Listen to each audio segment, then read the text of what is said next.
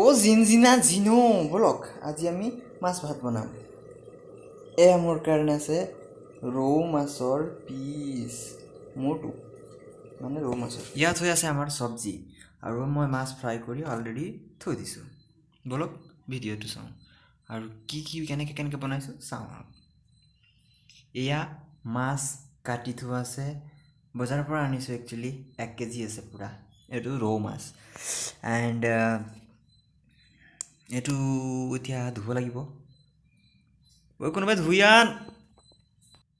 ধোৱা হৈ গ'ল। চ' আমি এতিয়া চব্জি বনোৱাৰ প্ৰচেছটো আৰম্ভ কৰোঁ। বৰালি মাছৰ মূৰটো যেন মোকেই চাই আছে। মা ব'লক আৰম্ভ কৰোঁ। বহাই দিলোঁ কেৰাহী গেছৰ চৌকাৰ ওপৰত। এতিয়া হ'ব আমাৰ মেইন প্ৰচেছ। ইয়াত আমি দিম তেল। তেল আহি গ'ল। তেল গৰম হওক, আমি অলপ বহি লওঁ আৰু এয়া মাছ ফ্ৰাই কৰা আৰম্ভ কৰিম।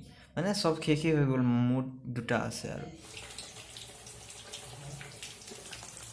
এফালে বাকী হৈ আছে। মেইন বস্তুকেইটা শেষ হৈ গ'লে বনাই কেইটামান বাকী আছে দুটুকুৰ। তাৰ লগে লগে আমি আৰু বেলেগ কিবা কিবি কৰিব লাগে। পিঁয়াজ কাটিলোঁ, নহৰু দিম কিন্তু তাৰ আগতে মূলা কাটি ল'লোঁ মাছত দিবলৈ। ঠিক আছে, তাৰপিছতে বিলাহী কাটি ল'লোঁ। বিলাহীও দিব লাগিব, 3টা বিলাহী দিছোঁ। এয়া মূলাৰ শাক অকণমান আছে, তাৰ লগতে দি দিলোঁ।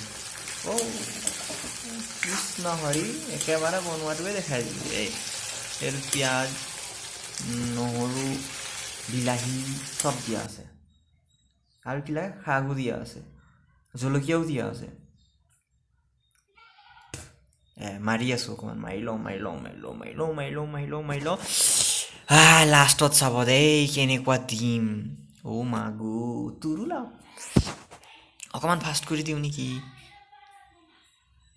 কি কৰা যায় চাই লওকচোন, অকণমান এনজয় কৰক। বেটাই কেনেকৈ বনাইছে চব্জি। ল'ৰা মানুহে চব্জি বনোৱাটো অলপ ইণ্টাৰেষ্টেড হয় দেই, কিন্তু কথাটো ইণ্টাৰেষ্টেড হয়, সোৱাদটো ইণ্টাৰেষ্টিং নহ'লেও। এয়া হ'ব ধৰিছে। অকণমান ধনিয়া পাউডাৰ, অকণমান জিৰা পাউডাৰ, অকণমান হালধি, অকণমান কিবা কিবি ধূলি বালি চব দি দিছোঁ। যি পাইছোঁ মানে চব দি দিছোঁ। কিন্তু যোনটো ফিছ কাৰীৰ মছলা হয় সেইটোৱে নাপালোঁ। বাপেকে বজাৰতো নাপালোঁ।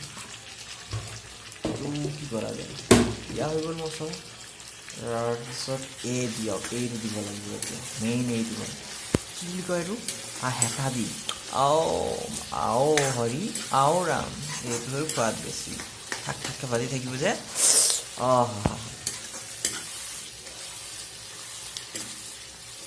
চাইছে কেনে পালে বাৰু ৰাইজ? কেনে পালে? নিমখটো চবে কৈ আছে চাগে, নিমখটো দিব পাহৰিলে কিন্তু এটা টেলেণ্টেড, কিন্তু নিমখ দিব নাপাহৰে, যিয়ে হৈ যাওক। অকণমান ব্ৰাউন হৈ গৈছে। ইয়াতে আৰু কি দিয়া হ'ব, মানে কি মাছটো খাই ভাল লাগে কিন্তু বনাবলৈ বৰ একদম কিবা, মানে বহুত সময় লাগে। এতিয়া ভাত খোৱা সময় হৈ গ'ল।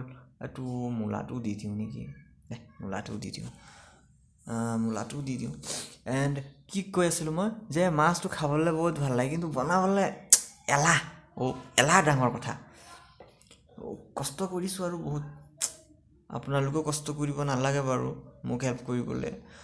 লাইক ছাবস্ক্ৰাইবটো কৰি দিব, লাহেকৈ হ'লেও চুই পেলাই। নাপাহৰিব। টেষ্টি নাই হোৱা বুলি নাভাবিব। টেষ্টি হ'লেও নহ'লেও আপোনাৰ কৰ্তব্য পালন কৰকচোন। এতিয়া ঢাকি দিওঁ অকণমান সময়। নিমখ দিছোঁ দেই, নিমখটো ফটাফট মিলাই দিলোঁ আৰু ৰাইজে দেখি পাব নহয়, আকৌ আহিব পিছত ক'ব বাপেকে এতিয়াহে নিমখ দিব পাইছে সময়। কিন্তু এইটোৱে হয় সময় আৰু। মূলাটো দিলোঁ, আৰু দিবলৈ একো নাই। মাছ ৰেডি হৈ আছে। চব্জি ৰেডি হোৱাৰ লগে লগে মাছ দি দিম। মা গো, যেনেকৈ দিম আজি ভাত, কেইটামান ভালকৈ ভাত যাব আজি দেই। নেক্সট হৈ যাব বহুত হেতা চলালোঁ, হাতো বিষাই গৈছে, বজাৰ কৰিও আনিছোঁ, ঢাকি দিওঁ অকণমান সময় দে থালি এণ্ড কি কৰিম এতিয়া ইমান সময়ত মই চাউলটোৱে ধুই আনো নেকি, অকণমান সময় আছে বাকী। তাৰ লগে লগে অকণমান পানী দি দিওঁ আৰু বহুত সময় হৈ গ'ল ঢাকি থোৱা। পানী অকণমান দি দিলে গ্ৰেভিটো ভাল হ'ব, মানে কি অলপ মিক্সাৰটো ভাল হ'ব, সেইকাৰণে পানীটো দি দিওঁ। পানীটো দি এতিয়া অকণমান এই মানে হেতাটো যে চলোৱা অভ্যাস হৈ গৈছে। বাই দ্য ৱে একদম গপচ চব্জি বনাম আজি কেইজন 1 2 3 আমাৰ চব্জি অলৰেডি হৈ গৈছে আৰু মোৰ কাৰণে আছে পিছ মাছৰ মূৰটো দিয়া হ'ব ভালকৈ এপালিকে এতিয়া চব্জিটো গেছটো কমাই দিওঁ আৰু নমাই দিওঁ চব্জিটো। ইয়াতে বহাই দিম ভাতটো বহাই লগাই দিম ঢাকন। ভাতটো হ'লে ধিম ধান আধান ভাতটো জলদি হৈ যাব বা গেছটো